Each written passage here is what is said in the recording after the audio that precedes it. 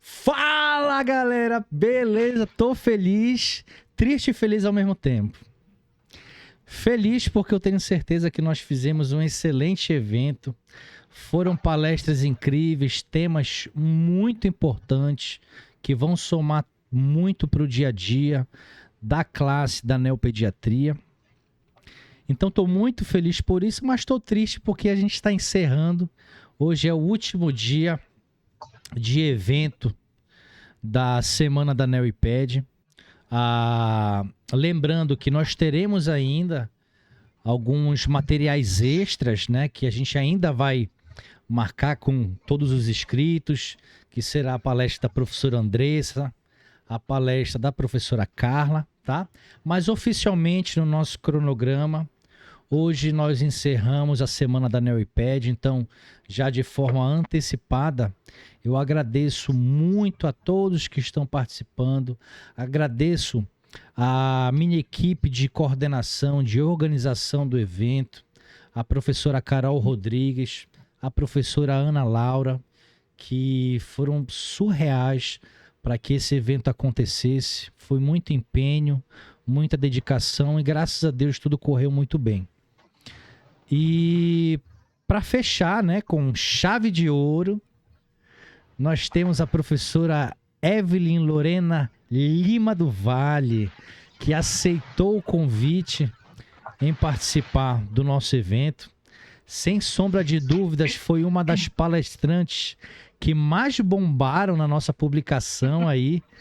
Choveu comentário, a maior, a melhor, linda, incrível, digníssima. Eu falei, rapaz, eu quero conhecer quem que é essa professora, rapaz. Quero ver quem é e tal. E hoje eu tô tendo o prazer, a honra de estar recebendo a Evelyn aqui no nosso evento.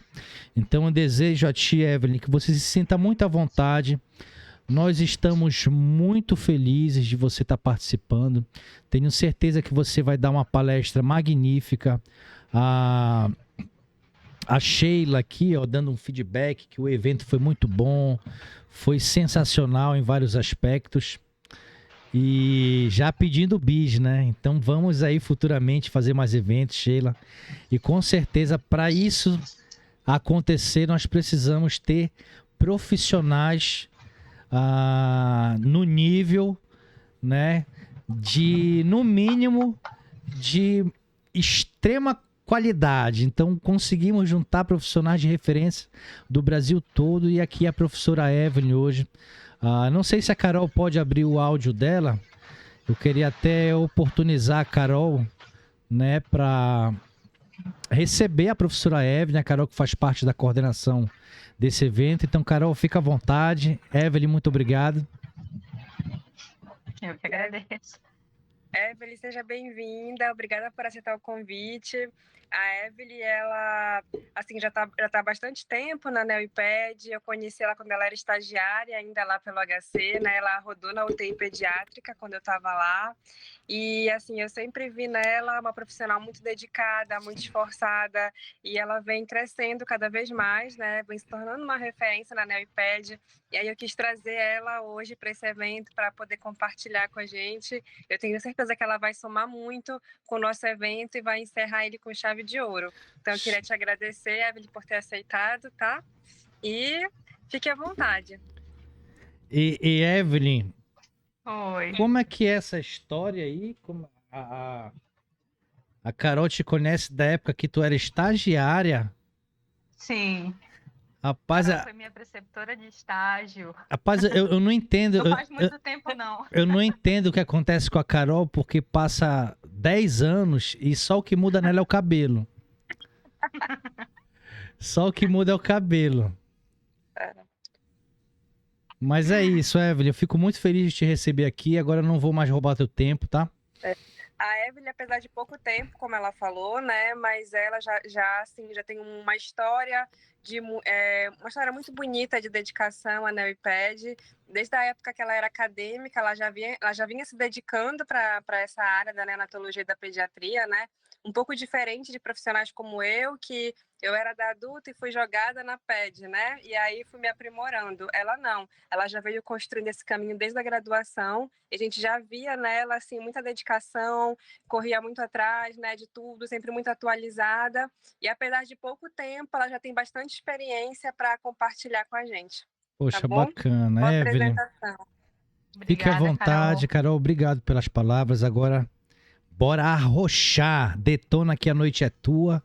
E a gente tá aqui para aprender Gente. contigo, tá bom? Fique à vontade.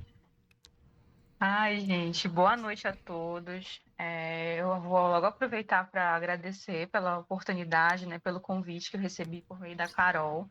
Como eu falei para vocês, e ela falou aqui também, ela foi minha preceptora de estágio.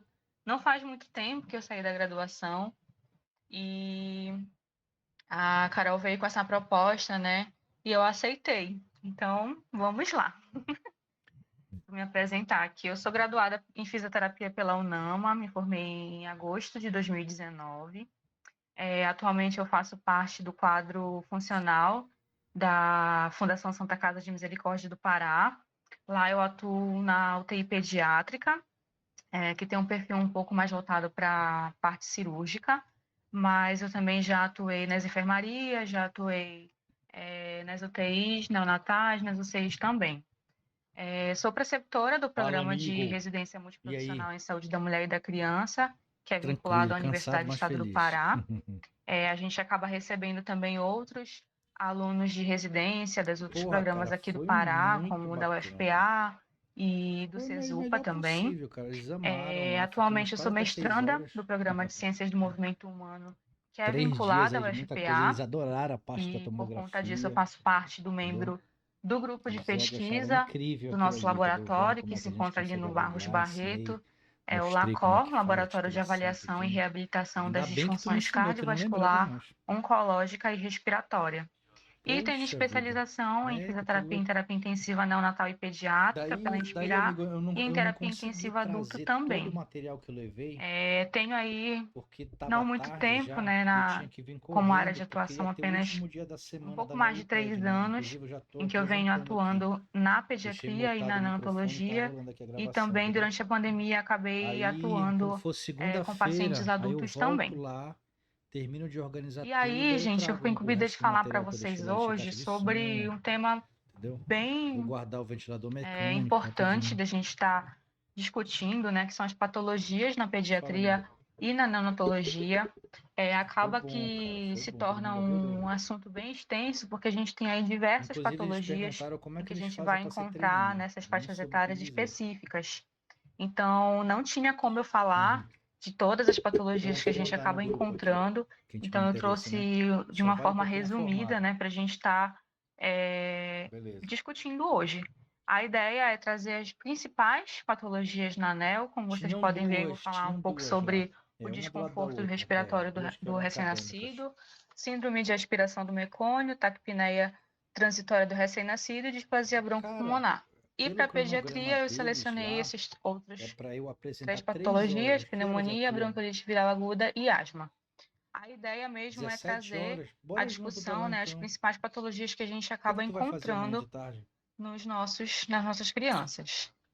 E aí a gente vai começar com as doenças neonatais. É porque A assim. gente vai começar falando sobre a Não, síndrome do lógico. desconforto respiratório Porque olha, se a gente neonatal, sair que é uma das daqui patologias umas mais 2 comuns que horas, a gente chegar acaba lá pelo menos meia encontrando hora antes, dentro das nossas UTIs. aí eu acho que vai E ter a quando a minha gente palestra, pensa eu em síndrome do termino, desconforto aí tem respiratório uma palestra neonatal, e a depois já é a gente tua, entendeu? pode até tentar associar com a síndrome do Hum. desconforto respiratório em pediatria e em pacientes adultos. Mas quando a Cara, gente a vai onda foi a estudar um pouco seguinte, mais sobre a qual foi a fisiopatologia, orientação? sobre como acontece isso com o Qual foi bebezinho, a, a a gente orientação que percebe o Vinícius que me passou, né? são Ele mandou para mim um link, fisiopatologias diferenciadas. A né? gente vai É, estar do campo. Aí ele discutindo falou aqui assim, olha, hoje. Walter, tá, vou te mandar aqui Então, o link. A SDR neonatal Tudinho, é uma tal. doença Olha, poxa, que se quiser antigamente botar se chamava como a vídeo, doença da se membrana quiser hialina, né? botar É uma das foto, tal. principais Aí eu montei a causas apresentação de com tudo falência isso, com vídeo, respiratória com não sei o e ela que, vai tal, tudinho. contribuir para a morbimortalidade Só que dessa faixa chegou etária na dentro das hora que eu tenho que UTIs, fazer porque é um distúrbio que está o associado download, né, principalmente da à apresentação. estruturação Quando tu pulmonar faz o e à download, deficiência tudo que é quantitativa e vídeo qualitativa do vem em surfactante, PDF. tá? Ela vai incidir Aí eu principalmente, falei pra ele, então, o nosso poxa, principal público aí Vinícius, não que vai vai dar pra apresentar tu essa fazer no Canva e patologia tal, porque tem são os vídeo, tem não sei o recém-nascidos que e tal. pré-termos, ou Aí ele falou, seja, os não, nossos Walter, faz o recém-nascidos seguinte, prematuros, tá? Que vai tu resultar pelo numa menos alteração da coloca complacência pulmonar, aquela que primeira vai levar a uma imagem com hipóxia todos os progressiva e a uma patrocinadores e tal. insuficiência Aí tu respiratória. pode fazer a tua apresentação no Então, quando a gente fala PowerPoint em e tal, só salva em fisiopatologia, PDF. a gente Como ele precisa pediu para eu lembrar um salvar em pouco PDF, eu do tive que que tirar todos a os vídeos e Carol, refazer outro, eu entendeu? assisti acho que logo o início da palestra Aí da ele só Carol pediu ontem, para manter falando aquela primeira sobre imagem, né, dos a anatomia e patrocinadores fisiologia. A gente e tem que o lembrar um pouquinho decorrer sobre a parte da da embriologia, né, palestra da, ter da fundo formação do escuro sistema com a respiratório, letra que é clara. essa Foi isso que ele patologia em si pediu. Aí eu está fiz. intimamente ligada E eu acho que é mais ou a, menos desse a jeito que tá no essa, Canva lá, né? essa questão. Que Então, a ele gente manda. vai ter aí uma deficiência Tipo quantitativa e assim, eu qualitativa do mantive surfactante, que vai ser porque o para principal fator manter que vai com desencadear a o SDR template do neonatal. evento Como PET, vocês entende? podem ver aí nessa imagem, Para a gente tem depois, por essas exemplo, fases não dar do uma, desenvolvimento sei lá, embrionário, a não gente ser vai mal ter aí, interpretado, não dar uma de chato, eu quero que que vocês nem se teve atentem nosso principalmente à evento Meeting de fase terapia intensiva, que eu mandei o sacular, template ali por pro meio pessoal lá, da da 26ª reabilitação e ventilação. semana Eles à pediram, na verdade, foi por 36ª, isso que eu isso mesmo, fiz. Mandei em para que a gente eles. consegue Aí chegou perceber na que hora da vai começar a se apresentação, só formar tinha o logo da reabilitação e surfactante, ventilação, como né? se o evento fosse Então, deles, não se entendeu? formar, mas ele vai começar a entrar Para eu, em tipo, não dar uma mais, de chato, como fazer eu um posso padrão dizer, diferente de todo mundo. Eu falei, não, vou fazer em como eles querem evidência mesmo e tal. ali nessa fase Aí eu de fiz com fundo desenvolvimento desse escuro. Eu vou bebê. até te mandar a Então, minha, quer quando eu ver? penso em um bebezinho, por exemplo, que tem lá as suas 28 semanas, 30 Ah, semanas, 32 semanas, e ele vem amigo, então sabe o ao que tu mundo, né? faz? Ele Só nasce antes do inverte o tempo por fundo. algum motivo que a gente vai ver quais são os Só fatores de abre ela, risco para que inverte o fundo, ocorra coloca fundo preto essa e tudo que patologia. tiver letra A preta, gente tu põe vai, letra vai branca, entendeu? perceber que ele Só vai isso, é o que ter eles querem. ali, na verdade, está iniciando, né, a produção do E o surfactante. fundo Então, quando a gente escuro, pensa lá no que eles me surfactante, a mandaram, gente lembra que ele é um não é um nem um importante preto, é um componente azul que escuro, entendeu? vai levar Eu usei um azul escuro. Eu a, também não curto a apresentação com fundo preto. Eu a prefiro manter a fundo tensão branco, entendeu? Que superficial dentro do alvéolo. é mais Então, ele é um claro, é mais líquido, limpo, digamos entendeu? assim, responsável por manter aquele alvéolo armado. Então, se eu tenho pouca produção, ou se eu tenho, se essa Tu tá produção doido, é pô. Só faz muita ineficiente, como é no coisa da caso dos bebês apresentação. prematuros, o risco de gerar colabamento desse alvéolo é muito alto. Então, a Ega, SDR neonatal, vai ela ser vem em bacana a tua decorrência palestra. justamente disso. Eu tenho pouco Não, tá doido, surfactante é? Do ali Meet já foi bacana, né, naquele velho? pulmão, e aí Foi eu vou bacana, pô. acabar levando esse meu paciente a uma predisposição de desenvolver, né, o colabamento alveolar. Não, não dá. E aí, Não, o eu que olhei acontece? e eu Por conta criei a dessa apresentação diminuição no do PowerPoint. surfactante, e vai levar a essas repetições, né, cíclicas de A colabamento logo é o alveolar, eu vou seguinte: gerar ali um processo de inflamação, print e que vai screen. gerar um dano no epitélio respiratório, Aí eu e que meu colei no paciente claro, eu pode colei no começar a Paint, apresentar uma entendeu? Aí fui só, hipoxemia, uma tipo, criando a hipercapnia, imagem e que copiando vai pra gerar lá, um entendeu? edema pulmonar e vai gerar o colapso dos vasos. Não é difícil, pô. Então, a gente tem aqui os principais fatores, os fatores de risco, né? Eu É, trouxe aqui os lógico. principais, como a prematuridade e o baixo peso ao nascer. Tá Então, vendo? a gente vai ver Ora, interessa. prioritariamente, né, nesses pacientes prematuros e baixo peso Pois também, é, eu fiz por desse todas jeito, aquelas mano. questões que vocês viram Printei, joguei ontem no Paint, aí na só, aula tipo, da copiando e colando, Carolina, entendeu? a PowerPoint. respeito da anatomia e da fisiologia, né? A gente tem maturidade de todos os Só que se tu sistemas printar e toda o a primeira sistema tela, respiratório também é um sistema eu não muito sei como é que imaturo tá escrito. Tipo, desse ah, bebê. é. Pode Então, ser, vai isso ficar vai bacana. predispor a ele desenvolver Vai ficar essa bacana. síndrome. E aí eu também tenho os fatores de risco, como as Tá, condições mas olha, pré-natais, 2 horas, pô. perinatais e pós-natais. A gente tem várias questões É, não, aqui. porque eu Eu tenho que vou chegar lá um só pouquinho antes, que a minha já é 13, ressaltar entendeu? para vocês aqui descolamento prematuro de Fechou, placenta. A gente então? sabe porque pode ser que essa Mentira, bolsa 1,50? estoure antes do tempo, esse bebê venha antes do E tempo, né? aonde é que Nasça eu não sei? prematuro. Gestação múltipla, então ali os Mas eles partos disseram que eu saí de gemelares lá? também tem uma predisposição maior, porque pode ser que esses bebês Tem nasçam um certeza? pouco mais prematuros. Tá, Uso de então beleza, mas eu vou anestésicos e confirmar depois com eles, analgésicos, porque ele falou pra mim parto que eles iam cesáreo sair de lá. eletivo, Acho que porque sexo acho que o masculino. Então, número essas de são as inscritos foi condições menor pré-natais, perinatais e e ia ficar muito pós-natais que vão espaço vago, entendeu? favorecer ao acometimento dessa patologia. Não sei, E cara. aí, existem alguns sinais e Eles estavam sintomas. esperando umas 300 Eu trouxe pessoas, para mais ou menos, vocês aí parece que foram aqui 150. uma escala que é muito utilizada dentro da É neonatologia bom, para a mas gente para ir num avaliar desconforto congresso, não é respiratório, tão, né?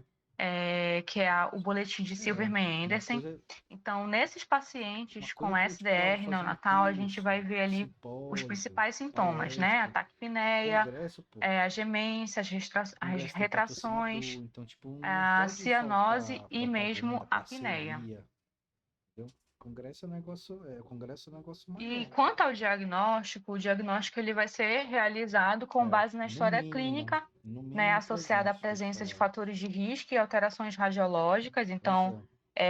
vão No analisar primeiro aqueles fatores, principais cockpit, no fatores de primeiro risco. cockpit É prematuro, é que eles baixo fizeram peso, tem lá um outro naquele fator de risco, colégio, então a na gente já Cavalo de Páscoa, como é fica, o nome? né, A atento que faculdade pode primária. ser que seja a Sabe qual SDR. é, né? E um outro fator também Deu que mais vai ajudar de bastante 150 nessa questão pessoas, do pô, nas inscrições. diagnóstico são as radiografias de É, tórax, que os né? cursos estavam Então, que a tudo gente lotado, vai destacar curso, ali a presença de palestra, broncogamas aéreos e a entendeu? aparência de vidro fosco. E aí eu trouxe para vocês aqui algumas Cara, não sei, eu tô imagens. achando muito estranho, Então, bicho, essa aqui é esse uma segundo imagem semestre de radiológica de um 2023. bebê com SDR leve. E o Olha, que que a gente o vai Jamerson observar? e a Carol. A gente vai observar Carol. ali infiltrados, Não, dela. retículo granulares difusos, Sei lá. preservando a silhueta cardíaca com a presença de raros broncogamas aéreos. Então, assim, aparentemente, Sim, quando a gente olha para essa radiografia, ele não tem tantos sinais, né, de sim, que aí possa ser uma SDR, mas a eu gente vi vai ver a umas fotos diferença para os do curso que eles próximos. estão dando de Na ultrassom lá. SDR moderada, a gente Curso já com vai teoria e ver mais prática. sinais Tinham ali acho que umas 10 pessoas, em questão, né? Os 10, 12 pessoas, que infiltrados, eles tiveram até que difusos, espaçar as e cadeiras esses lá. infiltrados já vão começar a alcançar a periferia E não dá pulmonar, para entender, porque é um vão curso começar a caro borrar pra a silhueta caramba. cardíaca, e a gente vai A observar preço de também banana. Eu só não fui broncogramas fazer esse curso aéreos. porque eu tava dando o meu E hoje a aqui, pô. SDR grave, Entendeu? Que eu ia pedir pra ir mais ou lá dar menos uma essa olhada. imagem aqui que a gente consegue Olha, o Paulo observar uma Douglas, aí, o opacificação Paulo total Douglas dos estava dando um pulmões. curso Então, prático de é como se ventilação fosse mesmo mecânica. aquela aparência de Ele vidro teve que fazer uma fosco, roda na né? sala E assim. é difuso. Então, ficou muito Foi, conhecido aí tava, na não época do sei, cara. Covid, né? Não sei te explicar. As O nosso radiografias, também não teve as muito inscrito. A tomografias, né? semana Com do aquela NeoIPED, pô, aparência eu de tô vidro aqui na fosco. E palestra, é o que a gente vai encontrar no nosso tem 10 bebezinho, pessoas. lá na UTI neonatal. E olha que foi um curso nacional. É, mano, não sei o que Como forma de aconteceu. tratamento, a gente Não tem faço ideia. aí os principais, né? Todos os eventos que eu Suporte conheço hídrico, deram calórico errado. e Foi. térmico. E aí isso vai ficar principalmente, né?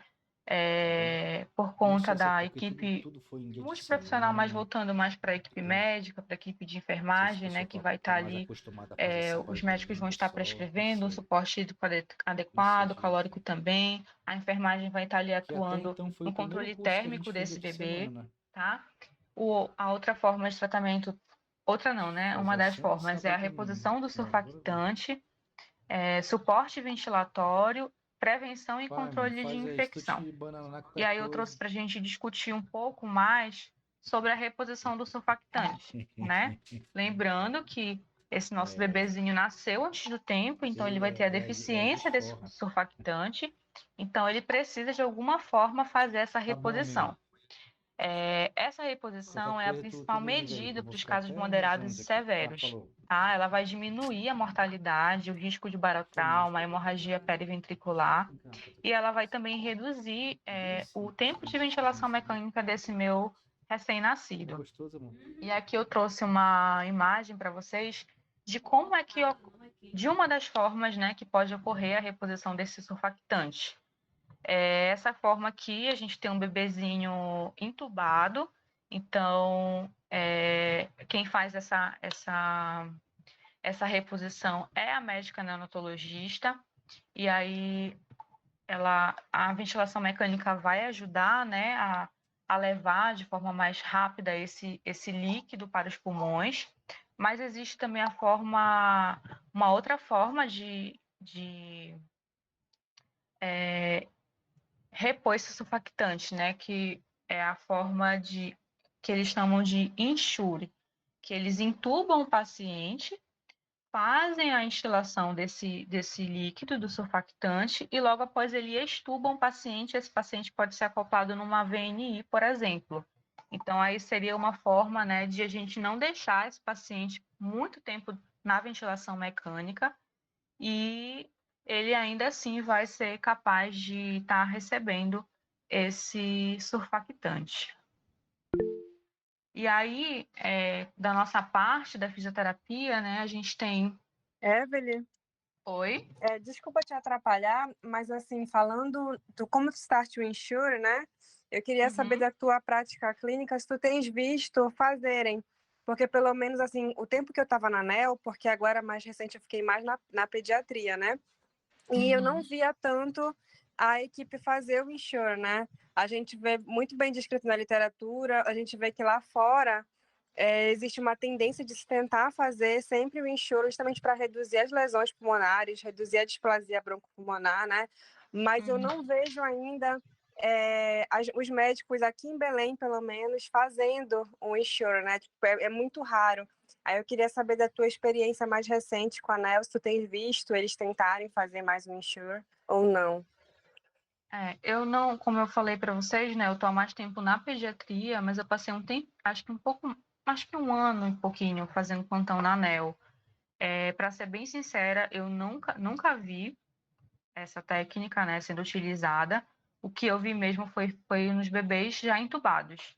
Então eu não sei assim como é que Não, a minha tá. experiência também foi bem maior assim. O bebê já estava entubado e a médica fazia o surfactante, né? Mas a gente Sim, vê ainda que falta para a gente, aqui em Belém pelo menos, né? A técnica ser mais realizada. Eu não sei se talvez seja uma falta de treinamento da equipe médica, não sei de fato, né? O que é que leva a gente a ter uma baixa demanda ainda, né? Porque quando a gente vai ver os artigos, vai ver os estudos lá fora, eles sim. preconizam, né, o Insure, mas aqui em Belém eu ainda vejo ser pouquíssimo feito. Na minha experiência mesmo, eu nunca vivenciei. Só mesmo vendo nos artigos, né, nas aulas, que existe essa técnica, mas eu nunca vivenciei. Já vivenciei mesmo nas crianças entubadas. Eu não sei se alguém aqui já trabalha e já executa no O serviço. Alex levantou o braço. Pode falar, Alex, quer abrir o microfone? Eu já presenciei no hospital que eu trabalho, já é um RN de 24 semanas, 25 semanas. A gente chegou a fazer, acho que umas 2 ou 3, né, do factante no bebê de boa. Mas, infelizmente, muito prematuro, não teve condição de vida. É. Era só para saber da tua experiência mesmo, porque eu tive pouquíssima experiência com isso e a gente realmente fica sem entender por que a gente ainda tem uma baixa demanda, né, do Insure aqui. Sim. Obrigada, Alex, por compartilhar.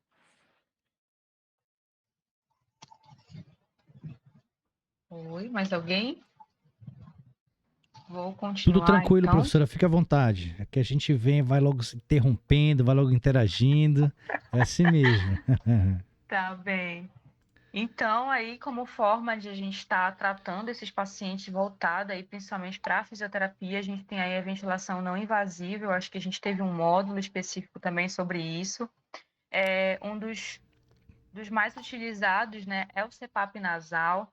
E o CPAP nasal, gente, ele vai ser indicado quando o desconforto respiratório for moderado.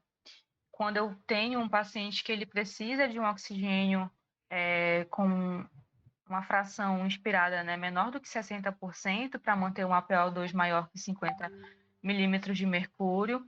E aí eu vou estar utilizando ali uma pipa entre 4 e 6 centímetros de água e um fluxo de 6 a 8 litros por minuto, tá? Se por acaso o meu bebezinho apresentou todos aqueles sinais e sintomas, né, do SDR neonatal. Foi acoplado na VNI, esse paciente não melhora, ele só tende a piorar, aí vai ser indicada a ventilação mecânica invasiva, tá? Então, vai ser indicado quando esse paciente necessitar de uma fração inspirada de oxigênio maior que 60%, e quando eu consigo perceber que esse está associado, né, a um desconforto respiratório grave ou insucesso da VNI, que no meu caso, né, foi o que eu mais observei dentro do nosso serviço.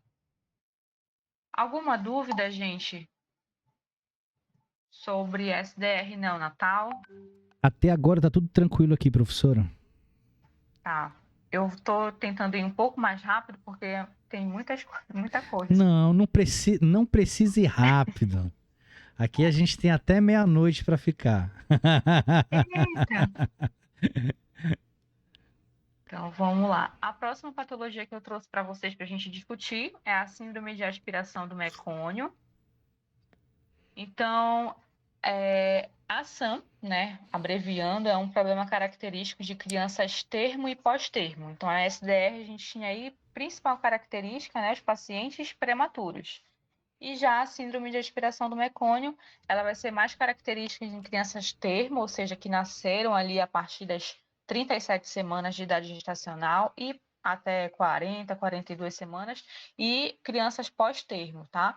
Em que a gente vai ver a presença de mecônio na árvore brônquica, que ocasiona várias complicações respiratórias. E aí, quando a gente fala de mecônio, o que é o mecônio, gente, tá? O mecônio, ele é encontrado no trato gastrointestinal do feto a partir da 10ª semana de gestação. Então, ele é um líquido viscoso, de cor esverdeada, composto de secreções gastrointestinais, bile, ácidos biliares, muco, suco pancreático, detritos celulares, líquido amniótico e sangue. Então, assim, é um montão de coisas, né, que está fazendo parte ali desse trato gastrointestinal desse bebê. E aí, por algum motivo, né, que a gente já vai entender mais à frente, esse mecônio pode ser encontrado nas vias aéreas respiratórias do nosso paciente. Então, para a gente falar sobre a fisiopatologia, eu trouxe esse quadro aqui para vocês, para ser um pouco mais didático, para a gente entender. Então, vamos lá. Acontece, né, a eliminação fisiológica do mecônio, particularmente nos recém-nascidos pós-termo.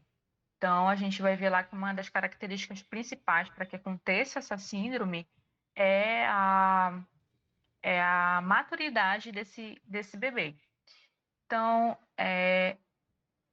o líquido amniótico, né, contendo o mecônio, pode ser que esse meu bebezinho faça uma aspiração no pós-parto ou ainda intraútero, e aí isso vai gerar alguns comprometimentos, tá?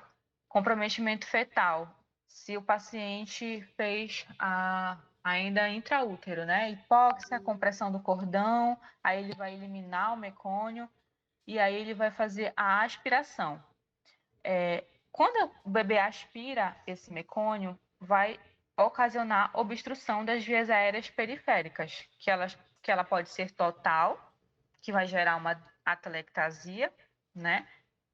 Ou ela pode ser parcial, que vai gerar um efeito valvular, gerando um aprisionamento de ar ou um extravasamento de ar. A gente vai entender com mais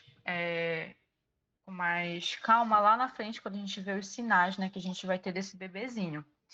E aí, esse mecônio que foi instalado lá nas vias aéreas do meu paciente vai gerar uma pneumonite inflamatória e química, tá? Que vai levar o meu paciente a apresentar uma acidose, uma hipoxemia, uma hipercapnia e, quem sabe, até mesmo uma hipertensão pulmonar persistente. Acho que alguém levantou a mão.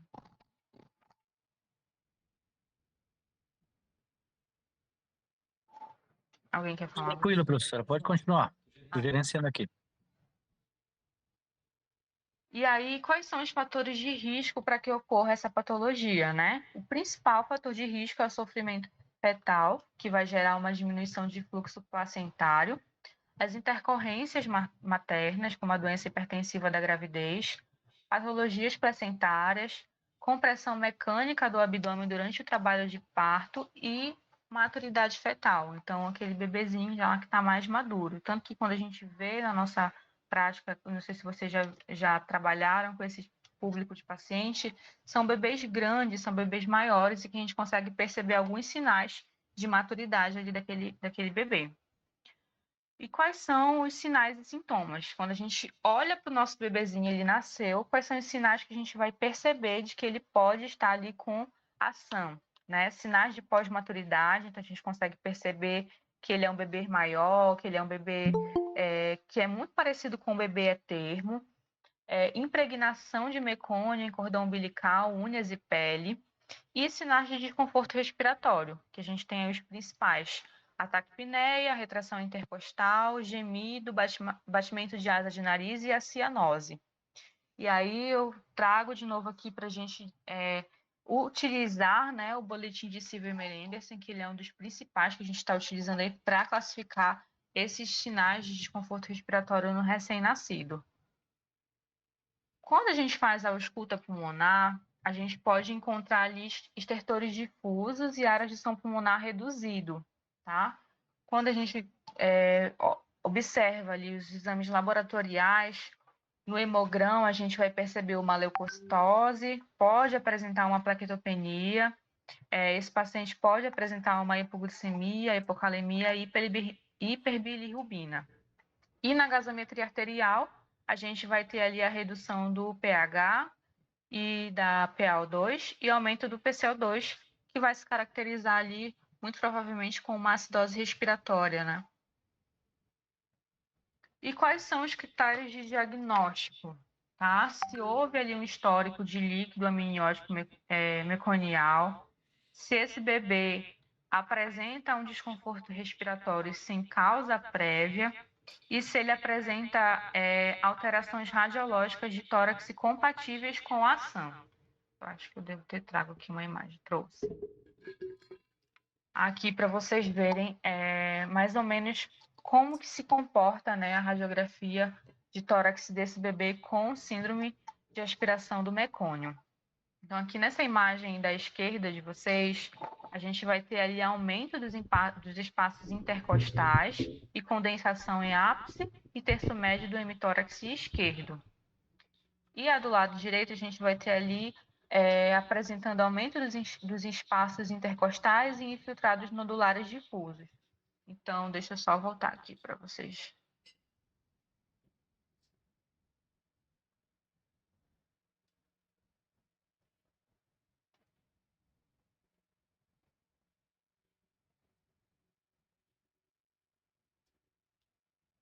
Acho que é isso aqui.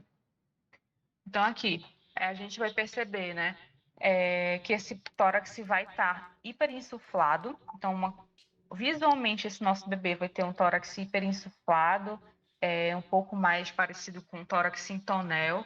E no raio-x se confirma, né, por conta dessa...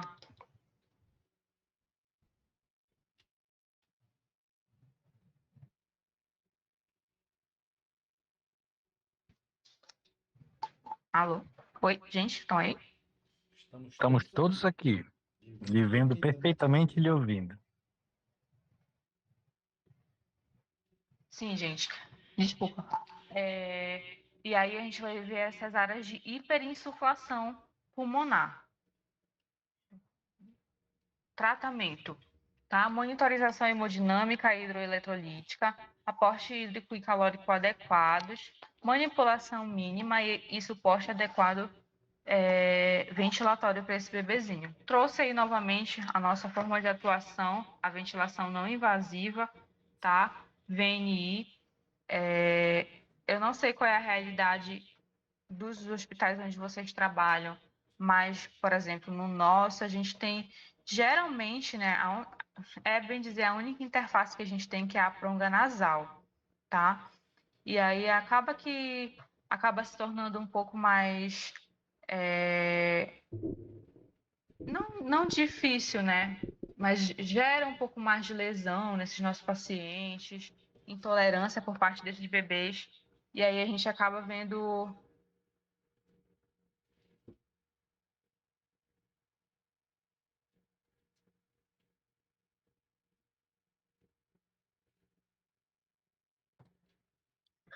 Professora, o seu áudio sumiu. A apresentação ela continua espelhada, mas o seu áudio sumiu. Está conseguindo me ouvir ainda? Pronto. 1, 2, 3, ao vivo. Vamos lá. Sim, então falando de suporte ventilatório para esses pacientes, a gente tem aí a opção, né, da ventilação não invasiva, mas eu para ser bem sincera com vocês, eu encontrei mais esses pacientes já intubados. Não tive assim tanta, porque por exemplo lá na Santa Casa a gente tem as UTIs neonatais do primeiro andar, a Carol vai lembrar bem, né? Que são divididas de acordo com o peso desses bebês. E os bebês que a gente mais recebia, né, os pacientes maiores, era uma UTI que eu pouco tirava plantão. Então, para ser bem sincera com vocês, eu só vi uma vez um bebezinho com síndrome de aspiração do mecônio, e esse bebê estava entubado. Então, assim, era um bebê que discorria com uma acidose respiratória, um desconforto respiratório. Então, ventilar era bem, bem difícil ventilar esse bebê.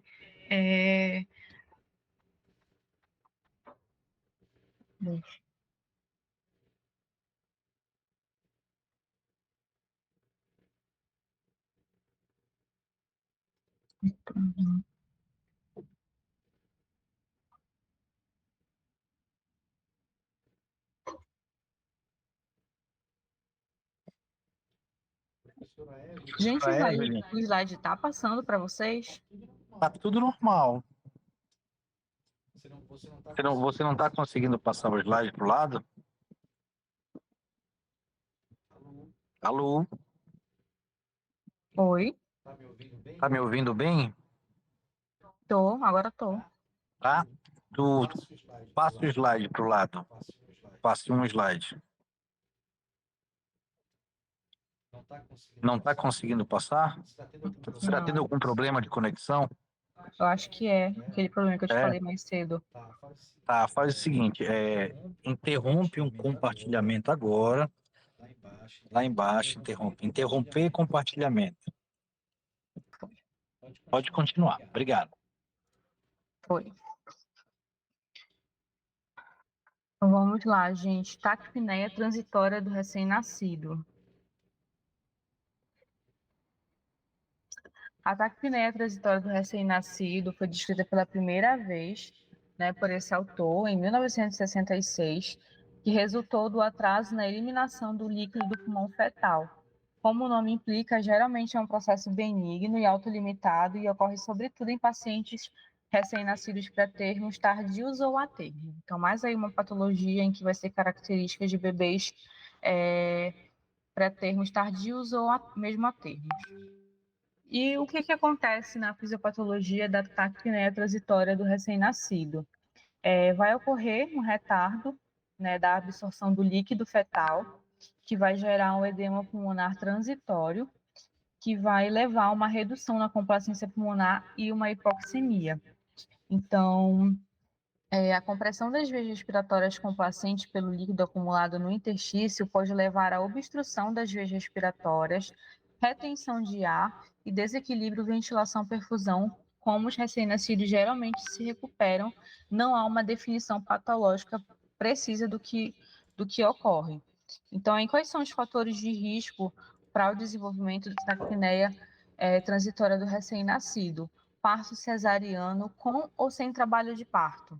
Tá? Então a gente vai lembrar lá que quando esse bebê está passando, né, pelo canal vaginal, está ocorrendo ali a compressão do corpo, de uma forma geral, desse bebê, e automaticamente o tórax dele também vai ser comprimido e vai facilitar a eliminação desse líquido que existe ali dentro do pulmão.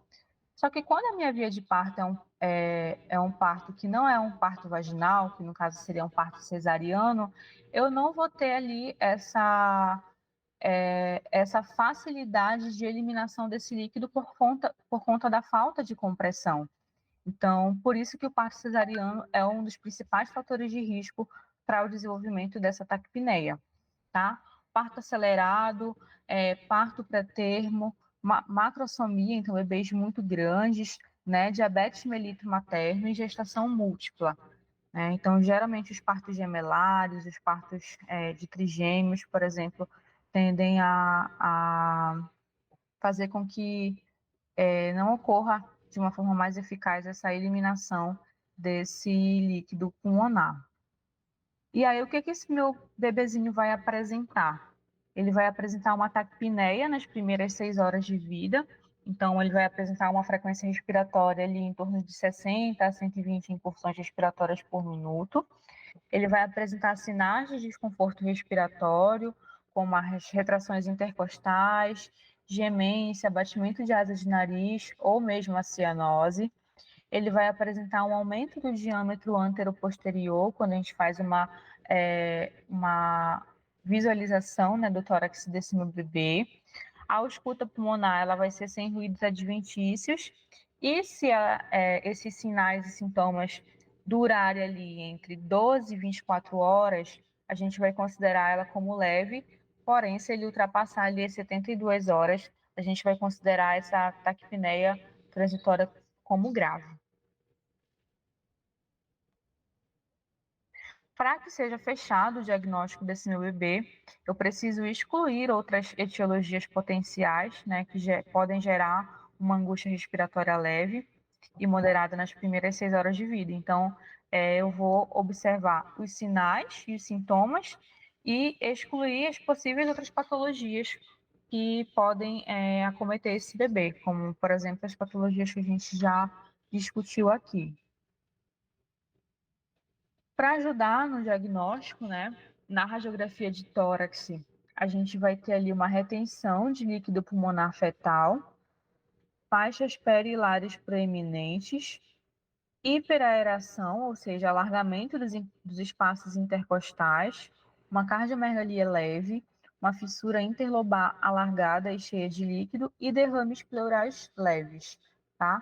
Então, acaba que é um pouco parecido, né, com o bebezinho que apresenta a síndrome de aspiração do mecônio, quando a gente fala ali de alargamento dos espaços intercostais, e é por isso que a gente tem que levar em consideração esses sintomas para excluir as outras patologias e diagnosticar esse bebê de uma forma correta, tá?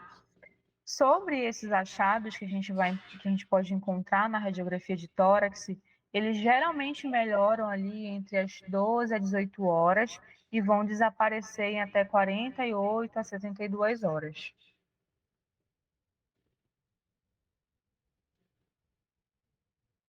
E como tratamento, a gente tem aí a oxigenoterapia suplementar para casos leves. Então, acho que a gente teve um módulo também, né, nessa semana a respeito da oxigenoterapia. E em casos mais graves, a gente pode estar ofertando aí novamente, né, o CPAP nasal para esses bebês, a fim de melhorar o recrutamento alveolar.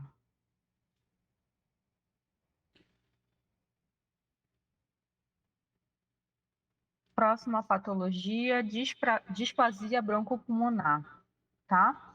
A displasia broncopulmonar, ela deve ser considerada em todo RN que permaneça dependente de oxigênio em concentrações que estão acima de 21% por um período maior ou igual a 28 dias, né? Sendo mandatárias a reavaliação diagnóstica e a determinação da gravidade da doença na 36ª semana de idade pós-menstrual ou mesmo na alta hospitalar, então o que acontecer primeiro, de RNs com a idade gestacional ao nascimento menor que 32 semanas, e em RNs com idade gestacional ao nascimento com maior ou igual a 32 semanas, essa reavaliação deve ocorrer por volta ali do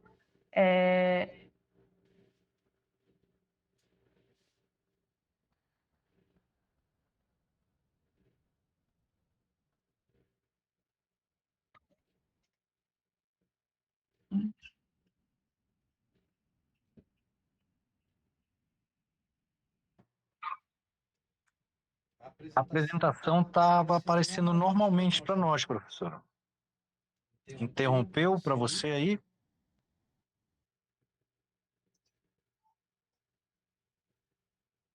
Tá passando, né? Está passando normalmente. Tá. Aí a gente vai ter que repetir o passo a passo para compartilhar novamente sua tela. Não tá compartilhando? Não, você interrompeu um compartilhamento. Meu Deus. É só ir lá no quadradinho, com a setinha para cima, repetir o passo a passo.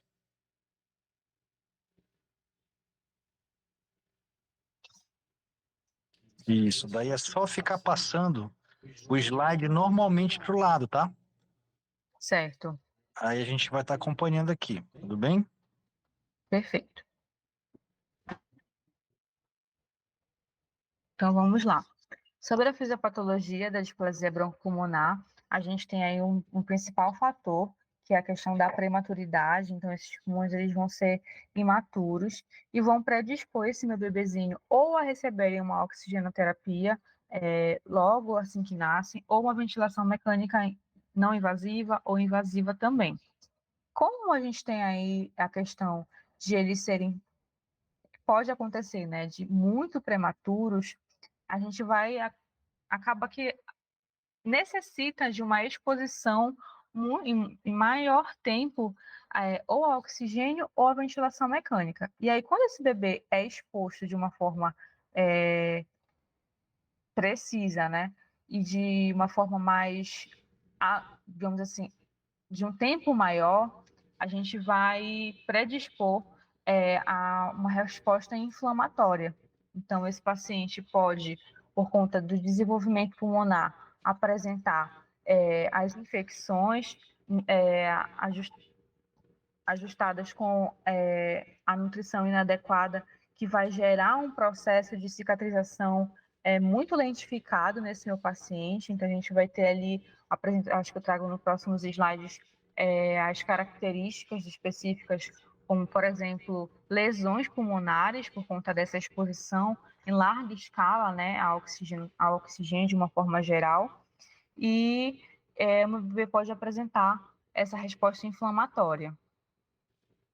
Então, quais são os fatores de risco para displasia broncopulmonar? Os pré-natais, a gente tem ali o retardo do crescimento intrauterino, a não utilização pré-natal de esteroides, poromionite, ao nascimento, idade gestacional e peso ao nascimento, ou seja, uma idade gestacional mais baixa e um peso ao nascimento mais baixo. Então, quanto mais prematuro, quanto mais baixo peso for o bebê, mais predisposição ele vai ter a apresentar. Pulmão estrutural e bioquimicamente imaturo, né, muito característico dos recém-nascidos pré-termo. Sexo, nível de cuidado na UTI neonatal, pós-natais, infecção e inflamação, hiperóxia e lesão oxidativa, lesão mecânica associada a suporte ventilatório e compressão positiva, drive respiratório pobre e apneia, porque isso vai fazer com que eu demore ainda mais a conseguir o desmame ventilatório com esse meu paciente, então ele vai ficar um pouco mais dependente ou do oxigênio, da ventilação não invasiva, da ventilação mecânica. Persistência do ducto arterioso, refluxo gastroesofágico e déficit nutricional.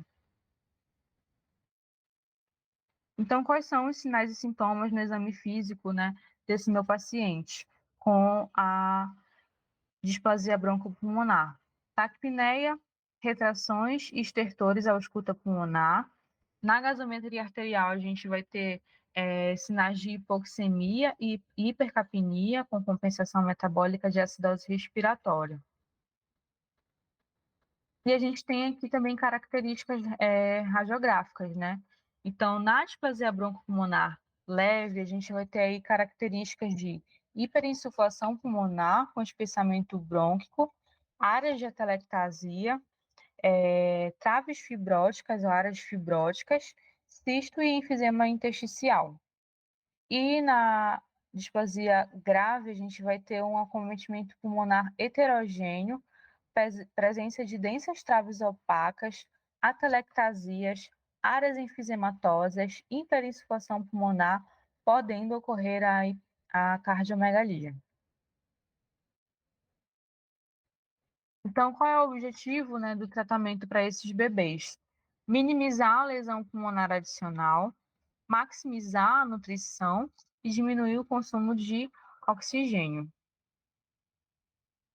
Então, em relação à oxigenoterapia, né? Por que tem que ser, quando esses bebês, por que tem que ser ofertado a oxigenoterapia? Com o intuito, né, de a gente reduzir os efeitos adversos da hipoxemia, né? Porque a hipoxemia, ela pode levar o meu bebê a apresentar uma hipertensão pulmonar, cor pulmonale, diminuição do desenvolvimento ponderal e cerebral, pode predispor o meu paciente a evoluir com um risco de morte súbita ou um risco de apneia. Então, é por isso que a gente não pode deixar esse bebê apresentar a hipoxemia e aí vir ofertar, né, um sistema, um suporte ventilatório de oxigenoterapia, por exemplo. Ventilação mecânica. A ideia mesmo é proporcionar uma ventilação mecânica protetora, porque se eu sei que eu tenho um bebezinho lá de 28 semanas, 30 semanas, e que vai apresentar, né, por exemplo, logo ao nascimento, o SDR neonatal, e ele pode ficar, pode evoluir para muito tempo entubado, eu preciso oferecer uma ventilação mecânica adequada e protetora para esse meu paciente, né, para que os efeitos adversos dessa ventilação não sejam tão graves e levem, né, esse paciente a apresentar essa patologia. Então, como forma de prevenir a displasia broncopulmonar, a gente oferta aí a ventilação mecânica protetora, a gente vai utilizar ali um volume corrente entre 3 a 5 ml por quilograma, a frequência respiratória ela tem que ser de acordo com a idade gestacional do meu bebê, uma PIP ali entre 4 e 5, um tempo expiratório um pouco mais curto, permitir, né, a hipercapnia permissiva, a gente tem aí a PaCO2 entre 45 a 65 milímetros de mercúrio, mantendo o pH maior que 7,25. A PaO2 para esse paciente, né, entre 60 e 80 milímetros de mercúrio, e a minha saturação alvo vai ser ali em torno de 90% a 95%. Professora Evelyn, queria Oi. fazer uma pergunta, uma dúvida que surgiu em relação ao modo volume controlado, né, com essa sugestão de parâmetros, né, que você acabou de dar. Tem alguma preferência sobre o formato da onda de fluxo, ser quadrada, descendente, para esse público-alvo de NeoIPED? Tem alguma diferença ou não? A gente acaba utilizando, na verdade, o volume garantido, né, dos pacientes Tá. neonatais. No caso, Não, esse modo ventilatório que está aí seria o modo de volume garantido, é isso? Desse slide que você está apresentando aí agora?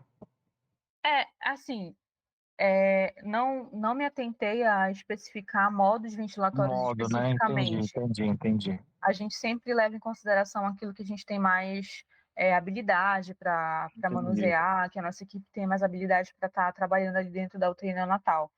E aí, quando a gente foi assim, parâmetros mais abrangentes, né? Independente se eu vou ventilar esse paciente em modo TCPL, por exemplo, assisto controlado CCPL ou volume garantido, mas a ideia mesmo é trazer parâmetros de uma ventilação protetora e Entendi. não todo O que modo gerou, o ventilatório. que na hora, quando foi que eu li, né, aqui acompanhando, porque a gente estava discutindo esses dias a respeito de, eventualmente, essa ventilação, ela ter sempre um certo escape de ar, né, e que não seria bom a gente trabalhar, e por isso que não se trabalha em modos volumétricos, mas o volume garantido, ele já trabalha com uma pressão adaptável, né? A pressão fica oscilando ali, correndo atrás daquele volume corrente-alvo. Aí quando eu olhei rápido, achei que fosse VCV, aí eu fiquei na dúvida, entendeu? Mas agora você já me deu esse retorno. Muito obrigado. Tá bem. continuando. E a gente termina aqui, né, as doenças neonatais, a gente vai entrar aí nas doenças pediátricas, que são aquelas 3 principais que eu trouxe para vocês, para a gente estar discutindo aqui. A gente tem aí uma principal, né, que é a pneumonia. Ela é uma das maiores causas de internação hospitalar, seja a nível de enfermaria ou a nível de unidade de terapia intensiva. Então, ela é caracterizada por ser uma doença inflamatória das vias aéreas distais, em geral de origem infecciosa. E em todas as faixas etárias, a gente vai ter aí o principal agente etiológico, o mais comum, né, o Streptococcus. Em pediatria, o segundo mais frequente é o Micoplasma, e a pneumonia comunitária, ela tem uma incidência de 4 a 5 por 1.000 crianças menores de 5 anos. Então, acaba que dentro das nossas unidades de internação, enfermaria ou unidades de terapia intensiva, a gente vai encontrar bastante essa patologia nos nossos pacientes pediátricos. E, infelizmente, né, com essa patologia que acaba sendo muito comum, a gente pode observar alguns desfechos ainda um pouco mais graves dentro da unidade de terapia intensiva, que eu acho que eu vou falar um pouquinho mais lá para frente com vocês. Então, a pneumonia, né, ela é uma inflamação do tecido pulmonar que vai levar a um espessamento das paredes alveolares e vai haver ali acúmulo de líquido nos alvéolos. Então, esse paciente vai apresentar sintomas muito parecidos com o que a gente já ouviu falar lá nos pacientes neonatais, tá? Então, os principais sintomas da pneumonia vai ser febre, taquipneia, tosse, dor torácica, expectoração purulenta, inapetência, que na verdade é a falta de apetite na nossa criança, e aí ele pode acabar discorrendo aí com sintomas de desconforto respiratório, né? Então, na anamnese com o nosso paciente, a gente vai perceber que sinais, né? Uma expansibilidade torácica mais diminuída, um aumento do frêmito tóraco-vocal, porque esse pulmão vai estar ali, esses alvéolos vão estar preenchidos de líquido, né, de secreção.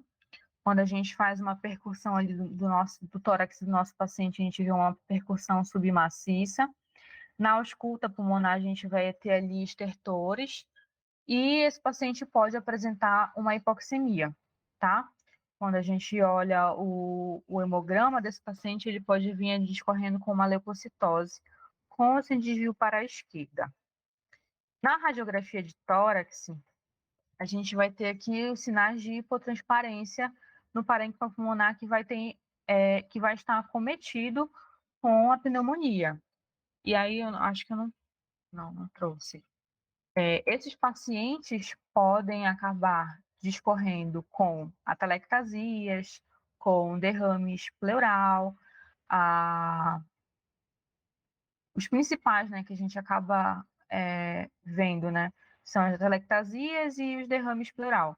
E aí, muitas vezes, essa criança chega com um quadro de pneumonia, aí ele agrava, desenvolve um derrame pleural, por exemplo, aí precisa fazer a drenagem de tórax, aí faz a drenagem de tórax, o paciente ainda não melhora, precisa fazer uma decorticação pulmonar, e aí, quando a gente pensa assim, era só uma pneumonia, não era, né? Tem aí uma cascata de possibilidades de piora para esse nosso paciente dentro da nossa UTI pediátrica. E aí as complicações, como eu falei para vocês, né? O derrame pleural é muito comum, as atelectasias também. Pneumatocele e necrose de parênquima já é numa fase mais tardia, digamos assim, como eu falei para vocês, que a gente consegue perceber ali o comprometimento pulmonar ainda mais exacerbado. E o tratamento é antibióticos e suporte clínico adequado. Mas a gente pode estar ali junto à fisioterapia respiratória, né, tratando esses pacientes. Então, o nosso objetivo ali, quanto fisioterapeuta respiratório, para esse público de crianças com essa patologia, é promover a tosse seca, eles podem apresentar, né, uma tosse um pouco mais carregada, uma tosse mais produtiva, adequar as trocas gasosas, melhorar a ventilação alveolar e prevenir as complicações pulmonares. E a gente pode estar lançando mão aí no nosso tratamento das técnicas de expansão pulmonar, das técnicas de desobstrução brônquica. A gente tem aí diversas técnicas que podem ser utilizadas dentro da unidade pediátrica. Seria até interessante a gente, não sei se teve algum módulo voltado para essa temática, mas seria muito interessante a gente falar um pouco mais sobre isso, né? O que tem de evidência aí que a gente pode estar utilizando para estar tratando esses pacientes. Alguma pergunta? Por enquanto não, Evelyn, pode continuar.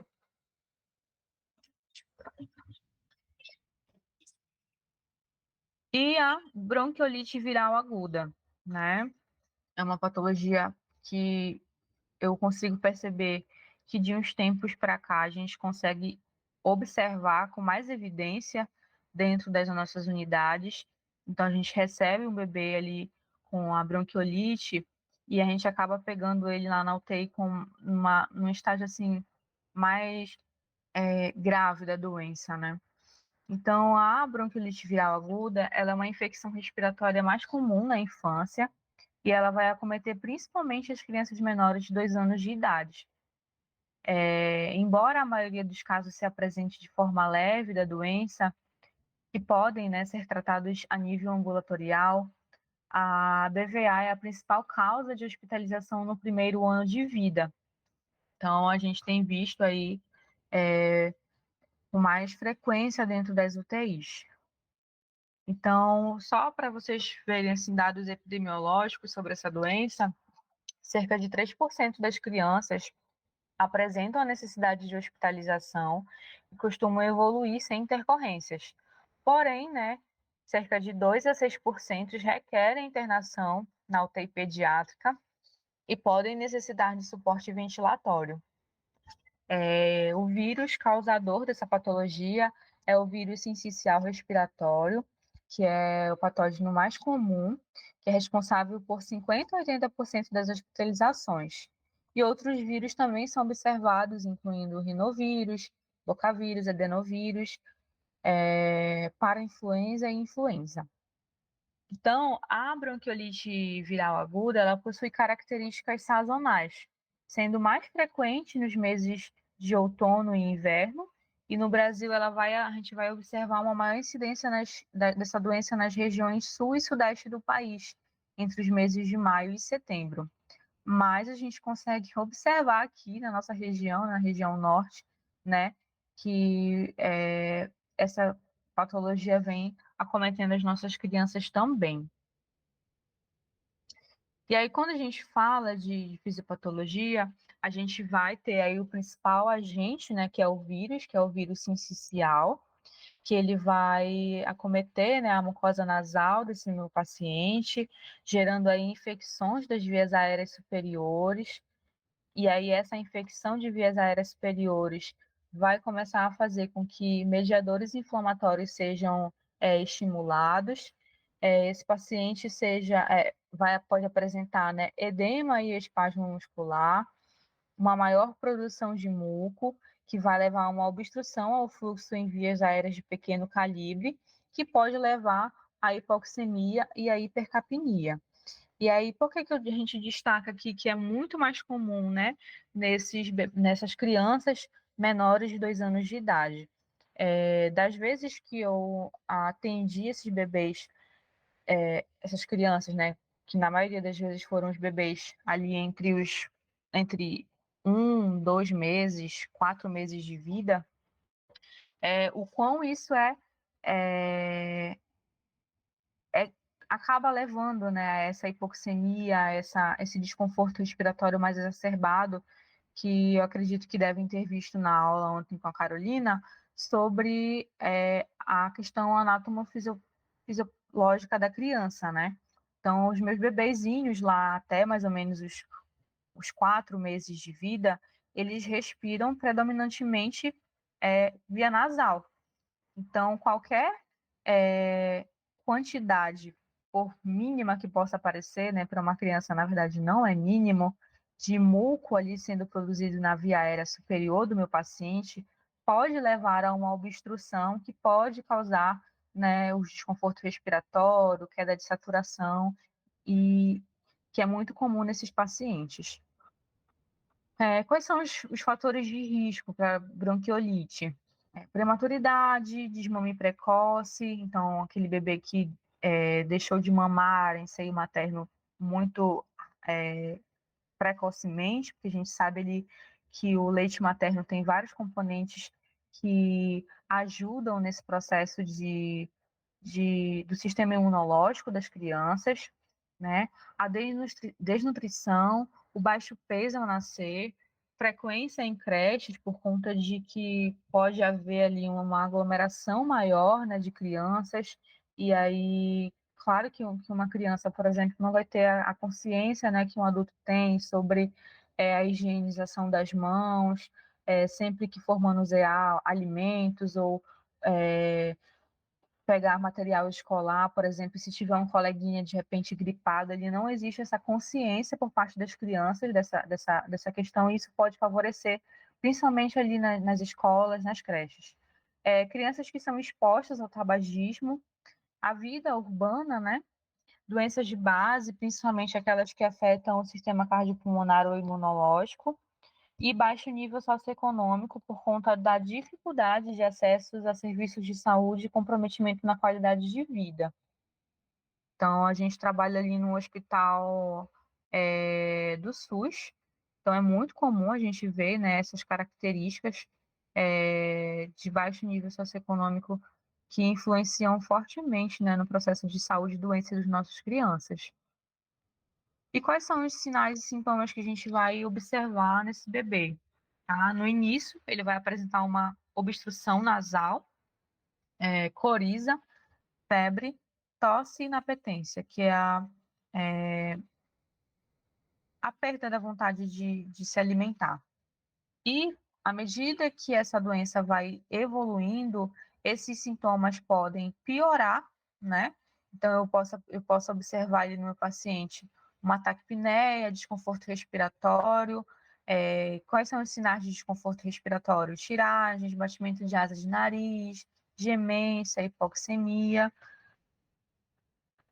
E aqui eu trouxe para vocês uma radiografia de tórax, tá? Que a gente vai observar aqui alguns sinais específicos dessa patologia, como, por exemplo, a hiperinsuflação pulmonar. Então, com isso, a gente vai ver ali aumento dos espaços intercostais, retificação das cúpulas diafragmáticas, podem ocorrer também áreas de atelectasia. Como tratamento, a gente vai ter ali suporte clínico e de hidratação adequados, prevenção da hipoxemia, então a gente pode estar lançando mão ali da oxigenoterapia, e suporte ventilatório adequado. Então, quando a gente atua ali com a fisioterapia respiratória nesses pacientes, a gente tem o objetivo de favorecer a depuração mucociliar e desobstrução das vias aéreas. Então, a gente vai utilizar ali as técnicas de desobstrução brônquica. Existem técnicas específicas, né, para faixa etárias específicas. Então, no lactente eu tenho técnicas que eu posso estar utilizando, em crianças um pouco maiores eu tenho outros tipos de técnicas que eu posso estar utilizando, mas com esse objetivo de desobstruir as vias aéreas, né, e melhorar a depuração mucociliar, porque essa secreção seja mais, como eu posso dizer, facilitada para sua retirada. Facilitar a ventilação e a troca gasosa, né? Eu posso estar fazendo isso por meio dos posicionamentos que eu coloco essa minha criança, por meio das técnicas de expansão pulmonar, reduzir o trabalho respiratório e prevenir complicações como atelectasias e hiperinsuflação. Como oxigenoterapia, o objetivo não é explicar, mas a gente tem aí o CNAF, né, a cânula nasal de alto fluxo, que hoje eu acredito que seja uma realidade alguns serviços. É uma realidade nossa também. O que a gente tem não era esse modelo, mas a gente conseguiu utilizar em muitas crianças, né, que apresentavam alguns sintomas respiratórios. A gente conseguiu utilizar tanto com o objetivo de não prevenir, mas proporcionar algo antes desse paciente ser entubado, ou mesmo como pós-extubação. Não sei se é a realidade dos serviços de vocês. A gente também tem a ventilação não invasiva, e aí eu tenho aqui duas interfaces diferentes, né? A primeira, a letra A, não é a nossa realidade, é um sonho, que seria a máscara nasal de VNI. A nossa realidade é a pronga nasal. Na neonatologia vai funcionar melhor. Professora, Hã? eu já ia até lhe perguntar a respeito dessa máscara. Eu tenho uma dessa, mas eu venho tendo muito problema na conexão que adapta o tamanho da interface no contato com a face do paciente. Como é muito pequeno, o manejo vem dando muitos problemas nessa interface. Tipo assim, vai soltando o silicone ali da interface, causando muito vazamento, entendeu? Aí eu queria até ver com outras pessoas, outros profissionais que têm a vivência de usar essa interface aí para VNI, se tem esse mesmo tipo de problema com esse tipo de interface. Olha, eu não sei porque eu nunca utilizei. Seria um sonho. Não sei as outras pessoas. E Walter, a gente passa por essa dificuldade até pela gente, às vezes, uma UTI pediátrica, às vezes a gente vai pegar de um lactente até um adolescente, né? E às vezes a gente não tem interfaces de tamanhos tão variados quanto a gente deveria ter. Então a gente acaba tendo essa dificuldade também, muitas vezes, de também acoplar de forma correta. Eu acho que até mais do que no adulto, pela falta da diversidade de tamanhos de interface. Agora, no NEO, geralmente eles se acoplam bem, se tiver os tamanhos adequados também, tá? Porque isso também vai depender do tamanho da interface que a gente vai ter disponível para cada criança. Mas quando a gente tem os tamanhos adequados, ela geralmente se acopla melhor do que no adulto até. Entendi. Poxa, muito obrigado pelo retorno de vocês, tá bom? Muito Mas vai obrigado, depender professora. muito disso. A gente, infelizmente, às vezes não tem uma diversidade tão grande de máscaras, então a gente vai acabar também não conseguindo acoplar de maneira adequada. A própria pronga nasal, que a gente tem mais fácil acesso, a gente também passa por essa dificuldade de não ter os tamanhos de pronga também adequados. Então, às vezes, até a própria pronga, a gente tem muito vazamento, muito escape, precisa fazer algumas gambiarras para poder adequar de forma correta. Entendi. Poxa, obrigado pelo retorno, meninas, de coração. E aí, como eu falei para vocês, né, anteriormente, a nossa realidade, na verdade, é para venir mesmo lá na UTI pediátrica, a gente tem duas opções. A gente tem a pronga nasal, que é essa imagem, a letra B, e a gente tem a máscara oronasal. O que acontece é que a gente, às vezes, não consegue, na maioria das vezes, a gente não é tolerável, né? A gente não consegue manter o nosso paciente com a máscara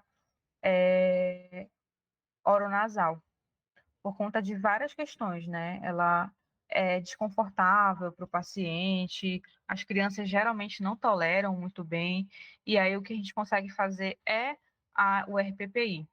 Mas o ideal aqui para esses casos, né, seria o CPAP, que é a contínua, tá? Ou o BIPAP, que a gente consegue aí oferecer, né, 2 níveis pré-sólicos.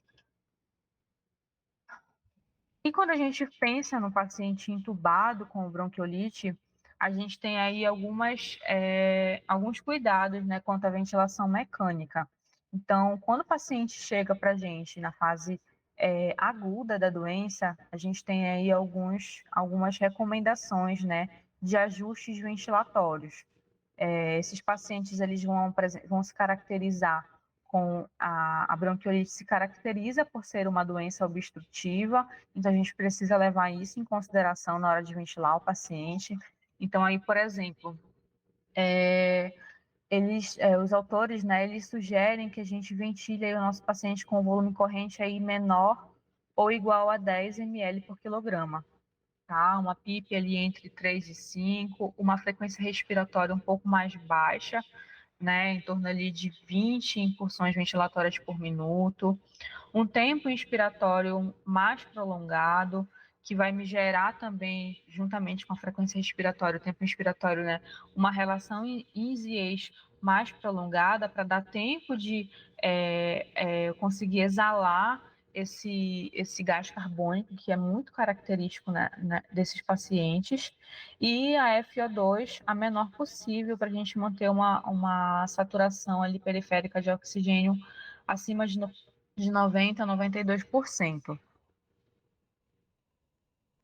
E a última patologia, né, que a gente tem ali também voltada para os pacientes pediátricos é a asma. Tá? A asma ela é uma doença inflamatória crônica que é caracterizada pela hiperresponsividade das vias aéreas inferiores e pela limitação variável do fluxo aéreo, que é reversível espontaneamente ou com tratamento. Então, ela também é caracterizada como uma doença obstrutiva, né? Então, aqui, trouxe para vocês aqui como é que se comporta, né? O brônquio normal de um paciente normal sem asma. A gente consegue ver que a mucosa ela é normal, a luz do brônquio ela é, digamos assim, livre, né? No paciente asmático a gente já consegue perceber que a mucosa ela já está mais inflamada, então essa luz do brônquio ela já vai ser reduzida. E a asma grave, ou mesmo a asma em o paciente asmático. Praticamente não passa nada, né? Na grave, Exatamente. né? E no paciente asmático grave, ou mesmo em crise, né, a gente vai ter ali sinais de broncoespasmo. Então, é bem complicado, né, quando esse paciente chega no nível de crise mesmo, porque aí a gente precisa entrar rapidamente, as medicações, né, que são utilizadas, os broncodilatadores, enfim, às vezes até a ventilação mesmo. E aí, quais são os fatores de risco, né? Interação genética, então, crianças que têm casos na família já, o pai ou a mãe que tem um quadro já de asma. Fatores ambientais, então, a poluição, né? Como a gente pode ver, agentes infecciosos, agentes alérgenos, né? Podem estar gerando uma irritação no sistema respiratório, são fatores de risco para desenvolvimento dessa doença também. E quais são os sintomas? Os sintomas que a gente vai encontrar é uma tosse frequente e prolongada. Essa tosse ela pode se apresentar também no período da noite. O paciente vai relatar uma falta de ar e a gente vai observar ali como se fosse um chiado no peito, né? Ele vai relatar também a dificuldade para respirar e o cansaço, né? O cansaço que a gente chama ali de dispneia.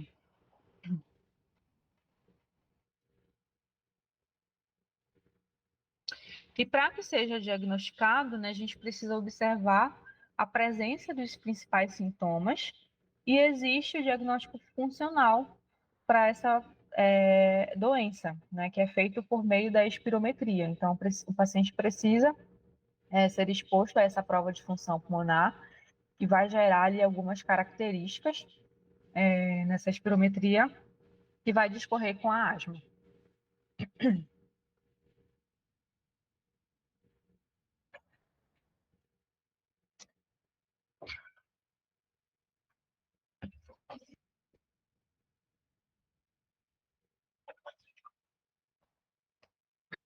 E como tratamento, a gente tem os principais, né? Os broncodilatadores e corticoides e a fisioterapia. Eu vou me atentar aqui mais à fisioterapia. Então, aqui, quando o paciente entra, né, na crise da asma, a gente pode ser ofertado ali para ele broncodilatadores, corticoides, a oxigenoterapia com o intuito de manter uma saturação periférica maior que 95, né? E a fisioterapia respiratória. Se por acaso a gente observar E com essas medidas, o nosso paciente não apresentou melhora e apresentou piora dos sintomas, a gente pode estar considerando um suporte ventilatório, tá? Então, com o intuito de diminuir o esforço respiratório desse paciente, que pode levar a uma exaustão, atentar também para a questão do nível de consciência, né? Se ele apresenta uma acidose, está com pH ali menor do que 7,2, se ele vem discorrendo com uma hipoxemia grave, então, mesmo ele no suporte de oxigenoterapia, ele apresenta uma PO2 menor que 60, e se ele apresenta bradicardia, pneumotórax ou pneumomediastino. Se a gente for considerar, no primeiro momento, a ventilação mecânica não invasiva, a gente utiliza ali, principalmente, né, acho que é o mais indicado, seria o BiPAP, né, com EPAP entre 6 a 8 e EPAP de 2 a 4.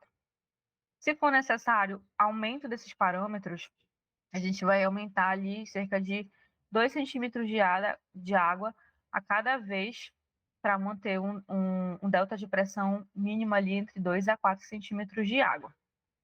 Se por acaso esse meu paciente evoluiu com insucesso da ventilação não invasiva e ele precisar ser entubado, eu preciso levar algumas questões em consideração. Então, o modo de pressão controlada, ciclada a tempo. Então, eu tenho ali uma pressão de pico, tem que ser menor que 30 até 35 centímetros de água. Uma pressão platô entre 30 a 40 centímetros de água. Para crianças entre 1 a 5 anos de idade, eu vou utilizar a frequência respiratória entre 12 a 16 incursões por minuto. E para crianças maiores que 5 anos, ali em torno de 10 a 12 incursões por minuto. Né? O tempo inspiratório entre 0,75 a 1,5 parece alto, né? Uma PIP de 80% da auto-PIP e uma FO2 para manter uma saturação maior que 95%. Por que que ele traz aí esses... Minha voz está falhando. Bebeu bastante água, fique tranquilo.